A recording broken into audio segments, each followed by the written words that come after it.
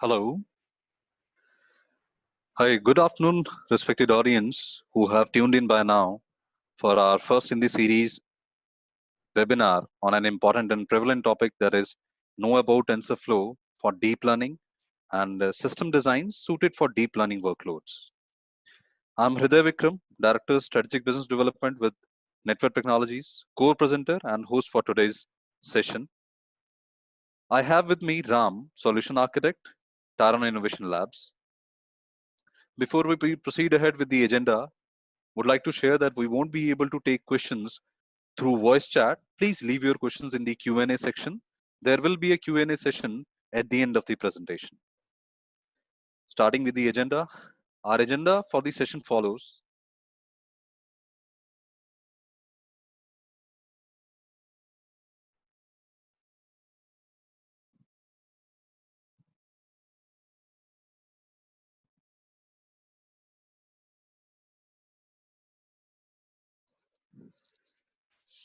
Our agenda covers 6 points in total. Number 1, optimize GPU systems for TensorFlow to build your personal TensorFlow workstation, to grow from a single system to large clusters seamlessly, to manage denser deployments using containers. Number 2, overview of OpenCV and TensorFlow 2.0. Number 3, highlights of important changes from TensorFlow 1.4. Number 4, core modules and API of TensorFlow 2.0. Number 5, how to build data pipelines. And number 6, how to implement a simple deep learning model using tf.keras. Out of these, number 1, that is to discuss about optimized GPU systems for TensorFlow, will be covered by me. Rest all 2 to 6 will be covered by Ram. Before we proceed ahead, for our new member audience, we'll have a quick glance at Tyron Systems Network Technologies. We are an organization present in 5 countries: India, Singapore, Indonesia, Vietnam, and UAE. We have served over 7,000 customers worldwide, have crossed mark of 400 HPC installations in India. We have deployed 7,000 plus GPU systems. We have successfully designed and delivered 5 on-premise cloud deployments. And importantly, we are the providers of India's first hybrid supercomputer to ISRO and CDAC respectively. And importantly, we have AI-enabled 100 plus organizations, and some of them are Fortune 500 companies. And this is all with the help of our own R&D and product engineering teams. Now, a quick information palette about Tyron product line and the solutions. Our product portfolio covers world's most advanced server products, GPU-supported enterprise workstations, varied storage options, and high-speed, low-latency network switches. And these products enable our solutions, which are HPC solutions, on-prem cloud solutions, and Tyron AI deep learning solutions on offer. We'll now move on to precisely cover agenda point 1, that is to know about optimized GPU systems designs suitable for TensorFlow requirements. Here you can see we have variety of systems on offer. Before we proceed ahead to discuss about each type of system, we need to know a fundamental classification of GPU systems for deep learning TensorFlow platform is based on GPU versus CPU ratio. Ideally, with more number of GPUs, the performance goes up. Why so? Because neural networks, which are part of deep learning platforms, are inherently parallel algorithms. Multi-core CPUs, multiple GPUs, and clusters of servers with multiple CPUs and GPUs can take advantage of this parallelism. That is why Tyron offers multiple categories, and these categories are personal workstations, personal AI supercomputer category, which can support up to 3 GPUs supported as shown in the first column. Second category, that is star-based GPU servers with up to 4 GPUs supported as shown in the second column on your screens. Third is rack-based 1U, 2U systems with up to 6 GPUs supported. You can find the same in the third column on your screens. And the fourth category, which is one of the flagship categories for building training modules and doing training the data sets, is a 4U, 10U systems with support for up to 8 or 10 or 16 or 20 GPUs respectively, which are offered in the shown in this fourth column on the screen. Tyron GPU system product range is basically with a purpose to help users select a suitable system to use for any of the 3 stages of deep learning platform application process we all know about. And these stages we know that first is build or develop a model, for which users may require personal workstations or AI supercomputers. Train a model or on example data is the second stage, for which TAR based systems or RAC 1U, 2U based systems can be used. And even for high end training works, you can also use 4U or 10U based systems, which can support up to 8, 10, 16, or 20 GPUs. The last stage, that is called the use the model to make predictions about unknown data. For this stage, which is typically called the inference stage, we have 20 GPU server models on offer with help users to accelerate the inference engine work. Now users can select the models accordingly depending on the workloads, depending on the user scenario. Moving on to discuss more about what personal workstations of Tyron have special to offer as regards helping users to work on TensorFlow platforms.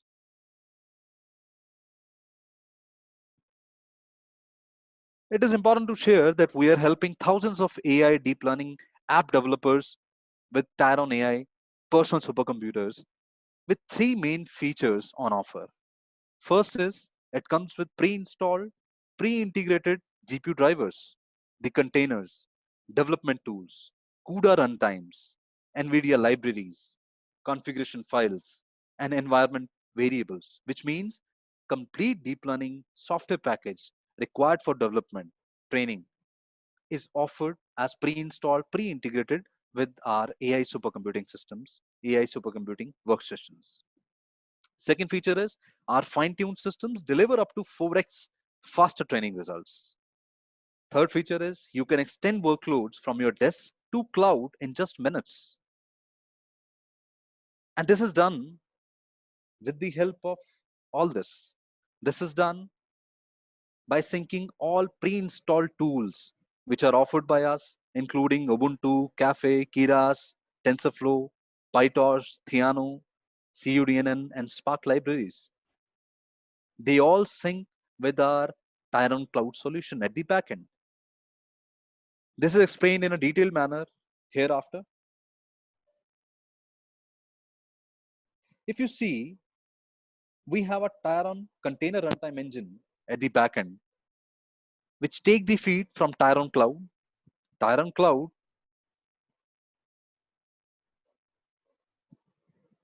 has 50 plus containerized applications. As you can see, some of them listed here, like Caffe, MaxNet, Keras, Spark, Torch, and many more. These 50 plus applications have got CUDA software development environment plus runtime OS, executables, libraries for NVIDIA GPUs, all available in Tyron Cloud. This all is available by means of hundreds of containers available on Tyron Cloud, which means deep learning developers can now run their GPU accelerated model for training or inference from anywhere they want. And users don't have to worry about rapidly evolving state of deep learning tools because Tyron Cloud upgrades and recertify our container images on a regular schedule. If you can see your systems, which can be a personal AI supercomputer or a heavy training system with 8 or 10 or 20 or 16 GPUs, can have a quick access to Tyron Cloud, which is having a repository of 550 containerized applications with the help of hundreds of containers. And this happens within a few minutes, and it makes your system a plug and play system, which provides you the continuity to your workflow. That means now you can make your system up and running in just a few minutes, and you can scale your GPU system on the fly. Now, other than personal supercomputers, after this, we have to show our highly specialized deep learning oriented GPU systems as well. These highly specialized deep learning GPU systems are categorized in three categories. First is Tyron 8 GPU dual root system, which offers up to 8 GPUs. It can be 2080 Ti's. It can be V132 GB based GPUs. Either of the configuration offers 100 plus teraflops of performance, which is quite suited for TensorFlow heavy training datasets. For those users who prefer to have a low latency compared to a dual root system, for those we offer single root system, which can offer up to 10 number of 2080 Ti's or 10 number of Tesla V100 GPUs. Either of the configuration offers 130 plus teraflops of performance. With 10 number of Tesla V100 GPUs, we can have slightly higher performance of up to 140 plus teraflops. Now the third category is 8 GPU system with NVLink enabled. It is important for all of us to understand that for those users who prefer to have a fatter pipeline between the CPU and GPUs for communication and to have a sustained performance comparatively way higher than the PCI Express based technologies, we have got NVLink available, which offers 80 Gbps as the sustained throughput for the performance. This kind of system offers 8 number of Tesla V100 32 GB based NVLink GPUs and has 125 plus teraflops to offer. Now, next category is for the inference stage. We offer 20 GPU based systems, which can offer you 1300 plus teraflops, which is for mixed precision workloads, and 160 plus teraflops for single precision workloads with the help of 20 a number of T4 GPUs, which is focusing on to offer highest possible deep learning performance.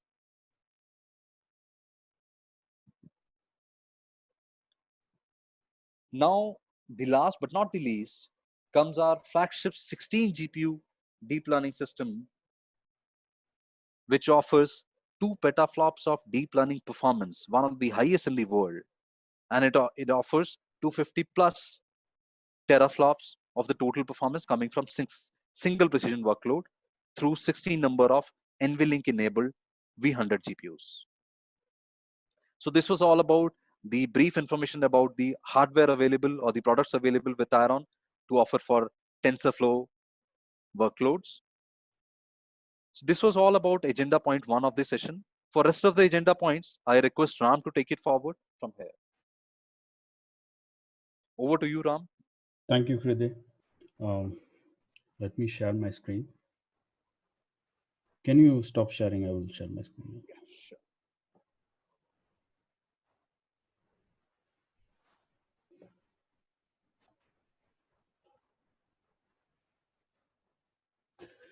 Hello all, welcome to the session on TensorFlow. The topics that we are going to look in as a part of this session is having an overview of OpenCV. So OpenCV works in tandem with TensorFlow. Let us understand where we can use OpenCV. And then we can look into some of the highlights. What are the changes that is incorporated into the latest version that is going to be a game changer? And some of the core modules and how to build a data pipeline. And finally, we will also look into how to build a simple deep learning model using tf.keras. Now, OpenCV is a package which is used for computer vision. Okay, and as a part of it, we know that it has a lot of operations as a part of image processing, feature detection, etc. Now, even TensorFlows or any other deep learning frameworks, take it PyTorch or MXNet, they will also come with some of the elements of data augmentation or data pre-processing. But their focus is not into computer vision. Okay, the TensorFlow package or PyTorch or MXNet, their focus is for you to enable build deep learning models, specifically the configure layers and structure the architecture. So there will be a small element of it where you can perform data augmentation. But OpenCV is quite extensive on it, and its core focus is on to provide data augmentations and also feature detections. So as a part of OpenCV functionalities, you can find various features like corner detection, face feature detections, image transformations, and also object detections. For example, let me show you some of the benefits of using OpenCV. Now, one of the main benefits of using OpenCV is to augment your data. So, not all the data is available for training a deep learning models. More specifically, when we are working on image-based classification or image-based data sets, typically we need a lot of photographs of that particular object which we are trying to classify. And we might have those images, but it may not be in different orientation or different colors and different gradients. So we need to artificially augment this data so that we will have more data to train our model. For example, a CNN model cannot differentiate when a cat walks and a cat hanging upside down in a tree. So it would have classify only the cat walks if you have trained your model only with the cat walking. So when it hangs upside down, it doesn't understand what is that particular image and it may not classify that correctly. So when we have that cat walking image, we need to modify that artificially. You can change the orientation and then train your model some based on that. For example, here, this is an implementation of image gradients. So this is the original image, and you can augment it by using various filters as a part of OpenCV. You can change the threshold and vary the threshold gradients of your image and augment the data. So this is one way, and also you can also perform geometrical orientations, something like this, where you can tilt your objects and make it for training. Similarly, you can zoom in for example, a bus standing far away and the bus standing close by. You need not have to take more photos of that, but you can artificially augment the data for that. And similarly, you can also apply various filters. So these kind of filters are very relevant when you're working on the data set based on X-rays, etc. So that's why it's important for you to augment the data. So in addition to data augmentation, it also provides various ways for you to filter the data. For example, if you have an original image which is completely blurred, you can use OpenCV to filter those noises. For example, we can use median filtering, bilateral filtering, etc., and you can clean the images. For example, you might use the images from the very old photograph or something for training. You can denoise those images. So these options are also available as part of OpenCV. And, and finally, one of the example which is more relevant is the edge detection. For example, if you see this image, we cannot identify what are the edges here, right? So you can only see a dark background. But if you apply a correct filter like Laplacian filter or Sobel filter, which is coming as a part of CV to OpenCV, you can identify the hidden edges as a part of the image. For example, you can clearly identify there are some edges as a part of this image. So this is a vital information for training your deep learning models. So this kind of features is part of OpenCV, and OpenCV focus on these, whereas data augmentation part of TensorFlow or PyTorch doesn't focus on these things. And finally, one more example is that so these kind of filters is widely used for data set which is based on healthcare. For example, eye scan images or X-ray images where you need to see the edges. So here, this edges are integrated with the blue color, but if you apply these filters, you can see the clear edges of the image. So these are very important for training your models. These forms the data augmentation steps, and OpenCV helps you to achieve that. So therefore, it is important for you to integrate OpenCV as part of your model training activity. So this is the simple workflow where you can use OpenCV for feature detection, which typically converts it into a numerical data, and which these numerical data can be fed into your model training and use that for predictions. So this is a simple workflow of how you can utilize your OpenCV features for feature detection and use it for model training purposes. And moving on to the next session of our training, which is TensorFlow overview. So TensorFlow latest release have incorporated various changes, has made the TensorFlow user-friendly compared to your previous versions. So one of the major complaints from the deep learning researchers and the practitioners of deep learning is that TensorFlow is not user-friendly. The earlier versions is not user-friendly, whereas they were able to experiment by using PyTorch or MXNet easily on quickly prototyping. So that's where the TensorFlow community, the developer community, thought that they want to integrate some of the features which could make the framework very user-friendly. One of the major changes is the fully adaptation of eager execution. So eager execution is something where it is close to the Pythonic way of programming. Earlier TensorFlow had a session-based execution where you need to create a session. For example, let me show you that. So here, when I'm trying a simple deep learning model, I need to create a session, I need to train within that session, and any modification I need to make, I need to stop the session, I need to make the changes, run the session, and then evaluate it. So it's kind of type of a time consuming process.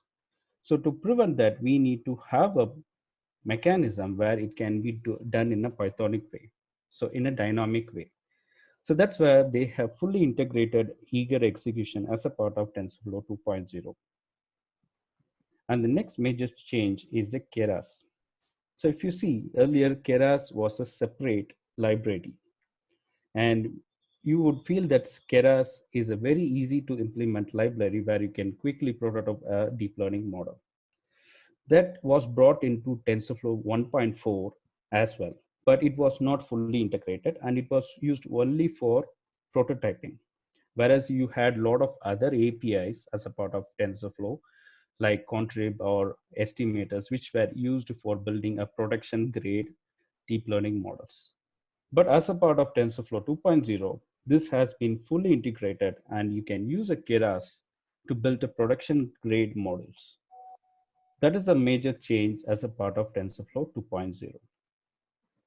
The third major change is the consolidation of various APIs and removal of redundant ones.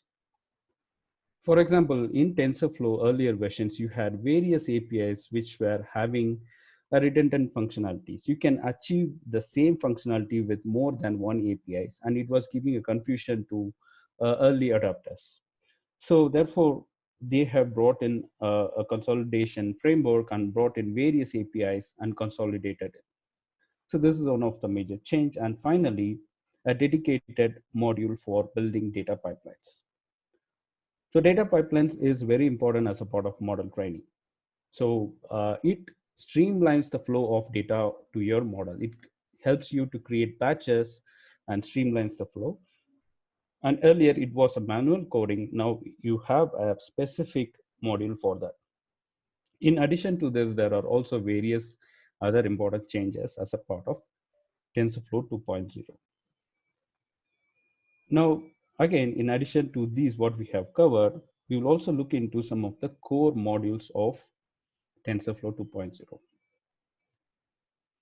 So as I said, Keras is fully integrated into your TensorFlow 2.0, and this is by using Keras, you can develop a production grade TensorFlow model, which can be productionized in.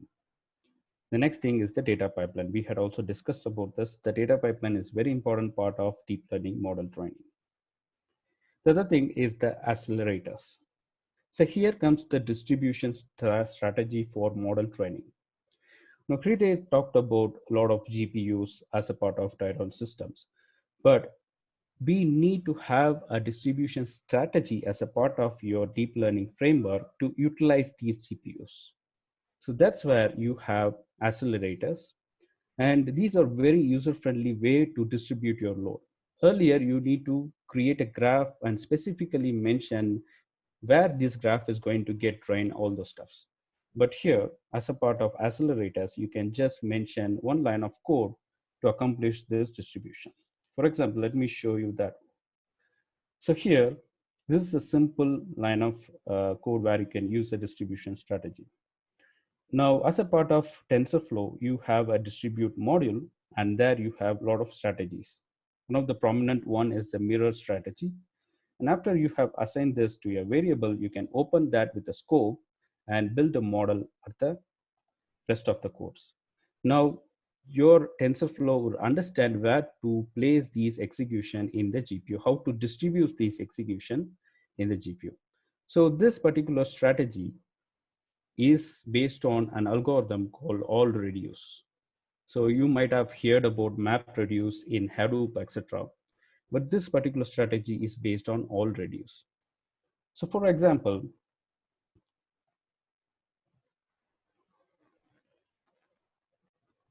let me demonstrate that visually. For example, if you have various GPU clusters and the model is getting trained, this all reduce algorithm, what it will do, it will take the gradient calculations from various clusters and create a single array, which is a combination of gradient clusters. And then it will send it back to all those clusters for model training. So this is kind of accumulation and distributing mechanism as a part of this distribution strategy. Now, this has been fully integrated into your uh, deep learning and TensorFlow 2.0 framework, and you can easily use these strategies to distribute your load across your GPU clusters. And moving on, the next important module is the TF Hub. So in TensorFlow Hub, they have exposed this hub to the general community where the data scientist or a deep learning practitioner can train their model and then place their model in the TF Hub. Now you can utilize these pre-trained models. So what is the difference between TF Hub and the earlier pre-trained models? For example, in Keras also you have something called Keras.application where it lists a lot of pre-trained models, but it is limited. You will have a 10 or 15 well-known pre-trained models, but whereas in TF Hub, you will have n number of pre-trained models. You can use it based on the application, whether it is an image or whether it's a text-based NLP process or whether it is a video-based algorithms, you can use the pre-trained models. So this is a kind of a marketplace where deep learning practitioner across the globe can place their models in the TF Hub. Of course, it has to undergo the vetting process where the TensorFlow community has to check whether it has the quality of a pre-trained model. So this is another important package module. And finally, we have TensorFlow functions. So you might be wondering, so since TensorFlow 2.0 has negated or eliminated the session-based programming or session-based model training, the graph structure is one of the important constituents or one of the important part of the TensorFlow, which makes the model training more efficient. Now, the researchers felt that we need to have the graph, which is the pre-made graph as a part of TensorFlow 2.0 as well. So they brought in the TensorFlow function, which can leverage this graph structure as well. For example, so here, I would show a simple example here. So this is a simple calculation which does a matrix multiplication and then feed into a ReLU function. So this is actually multiplying two randomly generated arrays. Now without this decorator, this is a simple usual function. But if I add this decorator at the top of the particular function where the calculation happens, this decorator will convert that function into a graph, a static graph, similar to the one which we had seen in the earlier TensorFlow 1.4 versions. So this is how they have made it very user friendly. Now you have to just put this tf dot function over the top of the function which you want to convert that into a graph, and then utilize that graph structure. So this is another important changes they have made as a part of TensorFlow. And moving on, so there are core deep learning architectures. So we have a fully connected network, we have convolutional neural network, and RNN networks. So these are common architectures as a part of deep learning. So there are also evolution of these architectures, like you will have generative models, etc. But they are advanced versions. But the base versions are these architectures, which is fully connected, a convolutional neural network, and an RNN based. And your TensorFlow 2.0 supports building layer for all these architectures. And as a part of, if you explore the Keras, you can find all the layers which is required for building these architecture, right from convolutional layers, pooling layers, LSTM, GRU, upsampling, everything. So you can use any type of the layer to build your deep learning architecture based on the requirements. And moving on. So you might have questions, you can type in your questions at the Q&A session, we will discuss about that. And this is the important, one of the important component of your model training, which is to build a data pipeline. So data pipeline will simplifies your data that is going into your model for training. So using the data pipeline module, you can create different data sets, and you can also create batches for the data sets. And in addition to creating batches for the data set, you can also incorporate transformation function as a part of this data pipeline. So this will make your model training very easy. Let me show you some simple demonstration on creating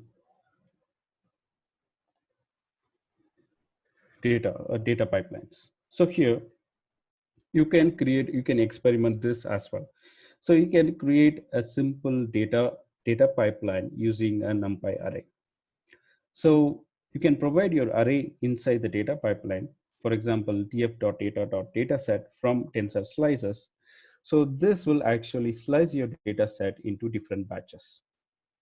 For example, here I have provided a simple array into it. And if you try to access this particular pipeline, you can see that it has split that into different tensors. Similarly, you can create an array, a set of arrays, and use that as a batch data for training your model. You can also create pipelines from generators. For example, if you are creating a generator which will generate from numbers randomly every time if you access it, you can also provide that generator as a part of your data pipeline. So this will generate a new batches every time, new set of data every time when the model is trying to train. So this is a simple implementation. Let me show you how we can integrate that with the model. So here I'm trying to create a two random distribution. One is the features. So this is from NumPy array, where I am trying to create features, which is going to have three features and corresponding a target value. Now these are NumPy generated random distributions. Now you can make this as a training batch. Now in the next line of code, you can provide the tf.data.dataset from tensor slices and provide these arrays, which is train X and the Y. Now this will be converted into a data set. Now you can create batches and you can shuffle it. After doing this, you can create a simple model using Keras and then feed the data, which is the pipeline which you have already created, and use it for model training. Now you can see that this is a simple set of 5 or 10 lines of code where you can implement a deep learning model. So this, instead of using a random distribution, you can also bring in your data set and then convert that into your data pipeline, create batches based on the batch size and shuffle it and then use it for model training. So this has simplified your model training process. And there are also various other utilities as a part of tf.data, which you can explore, which helps you to create data pipelines based on image data or something else. So this is a very useful module as a part of TensorFlow 2.0. And moving on,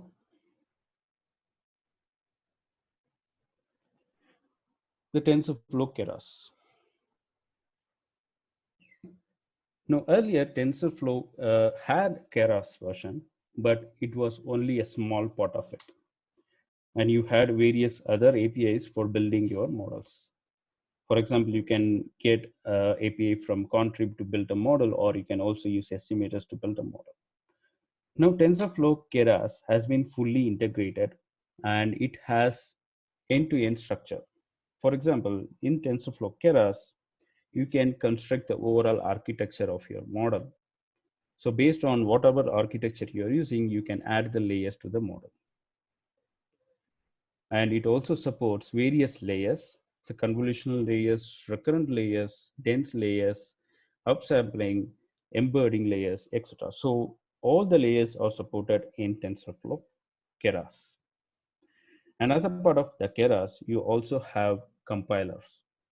So Keras has incorporated various compilers, which is various optimizers and loss functions. And based on the problem you're trying to solve, you can select the optimizers and the loss functions and compile your model. After compiling your model, then you can train your model based on the number of epochs. Let us see that with an example. Now here I have two examples. One example is a simple construction of a model from the scratch using Keras. And another example is using a pre-trained model. So how to import a pre-trained model and use it for building your model. The first one is a simple example where you can build a model from the Keras. For example, this is an image classification model, and it is based on the dense network, and the data set you're going to import is a fashion MNIST data set. So this is an adaptation of an example from the TensorFlow package landing page. You can see this example there also. So here you are importing the data set. So what we are trying to build, we are trying to build a simple classification model to classify what type of a dress it is, what type of fashion material it is. So when you import this TensorFlow SDF in the Colab platform, you will import the latest version, which is a 2.2. And the next step is to import the dataset. As a part of keras.dataset, there are various list of dataset which you can import it. Pre-built list of datasets. One of the pre-built list of dataset is the fashion MNIST datasets. So after importing this dataset, you need to split them into train and the test. And the train images and the train label and test images and test labels. And after that, we need to identify the classes. So this is available as part of the particular data set. You can explore and get this information. So what are the class names? So there are various classes. There are 10 types of classes which you can classify it. These are the class name for that. And these are the labels from 0 to 9. Now we need to build a classifier model for this. So as a part of the classifier model, since this has a 10 different classes, this is a multi-class classification. And as a part of your model, you should have a final layer, which is the softmax layers, which is going to give you this average numbers for that. Now, this is your view of your data set and which has various fashion items. And this is the images of those fashion items. Based on these images, you're going to classify it. Now you can see that there are only 3-4 main important steps. Quickly, you can prototype it. So you're getting your data set, splitting them into train and test, and providing the classes and corresponding classes for them, and then normalizing the data. So you need to normalize the data and create a function to visualize your data, and then create a model architecture. So since CNN is a sequential model, you can add the sequential model type, keras.sequential, and then add the layers. So since this is an image-based data, we need to flatten that image and create a flattened data structure. So for that, you have layers.flatten, which will convert this 28 into 28. The dimension of this is 28 into 28, and convert this into a flattened data. And after that, you can add the dense layers, and finally you will have a dense layers. So this is not all. You need to add one more layer for softmax. So here, based on this, it will give you a logits. And you can see the model is getting trained, and then you can evaluate the model and check the accuracy. But for the final prediction, you need to have a softmax. So here you can add one more layer, which is the tf.keras.layer.softmax, which is going to give the probability score for each one of the classes. And you're going to take which is the maximum, which is the highest value. So this is the architecture for constructing a simple Keras model from the scratch. And based on the softmax, you will get the prediction something like this, which is going to have a probability score for each one of the classes. We had 10 classes, and each one of them will have the probability score. And you can use the argmax to identify which is the highest, which has the highest probability, and use that as a prediction for your image. Now, this is a simple way to construct your uh, image classifier using the Keras. So this is one approach where you are building it from the scratch, where you're configuring your layers and training it from the scratch based on the data set, and then using that for the predictions. But for many use cases, you might need a pre-trained model, right? So because it's not possible for you to train a very huge data sets on a model, or you might not have the enough images to train big models or something. So for on those scenarios, you can use the pre-trained models. For example, this walkthrough, I'm trying to utilize a pre-trained model, which is a mobile net. At the top of it, I'm going to add one more layer, which can be trained. Whereas you are not training your pre-trained model, you're keeping all the weights and configurations as fixed. And whereas you're training only the layers, you are appending to that pre-trained models. So in that way, if you have unique data over the top of it, you can use that unique data for training the final layer of your model. So here, the steps follows more or less similar, where you input a data set. This is an flower based data set. So this is Oxford flower 102. So it has around 1 or 2 different flowers. It's also an image classification problem. And you can import that using TFTS, which is TensorFlow dataset module. You can use that and import that. And here, after importing this data set, you are splitting it into training set, validation set, and the test set. So this can be achieved using this simple workflow. And after that, you are exploring the data. So you can explore the data, how much classes are there, and what are the size of each of the data sets, etc. So you can see that this is the image, and this is the class for that 73. 73 signifies one of the flower. And you can also check what is the 73 here from the class names. So this is also available from these links, and you can download that and you can check the names of the flower. And the 73 is correspond to the water lily. So this is your incoming data set. You are using this incoming data set to train your model. The next step is to create a data pipeline where you're going to incorporate some of the transformations like resizing and then casting, etc., normalizing, etc. So these codes are for to transform and format your data and bring it into a standard structure. And then you can create data batches, training batches, validation batches, and test batch.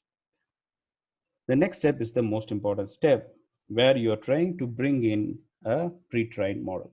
This particular step is where you're trying to bring in a pre-trained model. And this is the URL for that model. If you go and explore the tf.hub, you will have URL for various deep learning pre-trained models. This one is for MobileNet. And using the hub.keras.layer, you can provide the URL and the input size you want. So you can provide the input size. Here we have having the input size like 224 into 224. And this is a colored image. That's why you are having a channel as 3. So since it is a colored image, so we using the hub tf.hub.keras layer, you are using this URL to import that particular pre-trained model. You can also use different URLs. You can also use different pre-trained models, TenseNet, VGG, etc. But check what is the core data they have trained that model for. For example, this might have trained with Oxford 1 or 2 data set, but some other model will be trained with some other data set. You should check whether that pre-trained models is relevant for your image classifier. Now, after that, the next step is to set the trainable as false. If you set the trainable as false, all the weights and parameter configuration of your pre-trained model will be preserved and they won't be trained. If you set it as a true, then based on the data set you are providing, it will be training it again. So here we want to leverage this pre-trained model.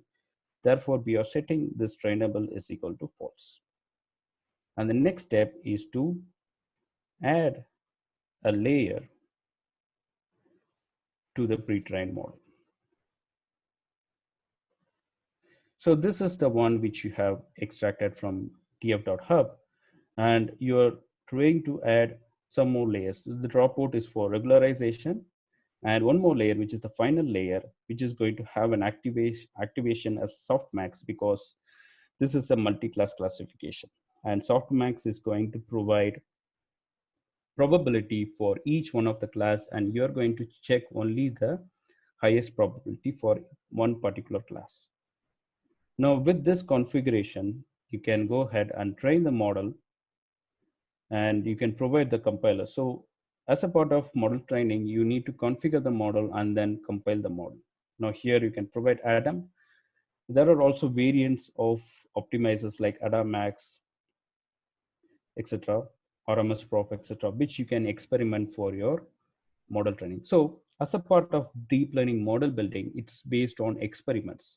When we have used a non-deep learning based model, we have various optimization techniques like grid search, random search, or Bayesian optimization mechanism, where you can find the hyperparameters. But when you come to deep learning, there is a high level of manual intervention where you need to experiment by changing these things by yourself.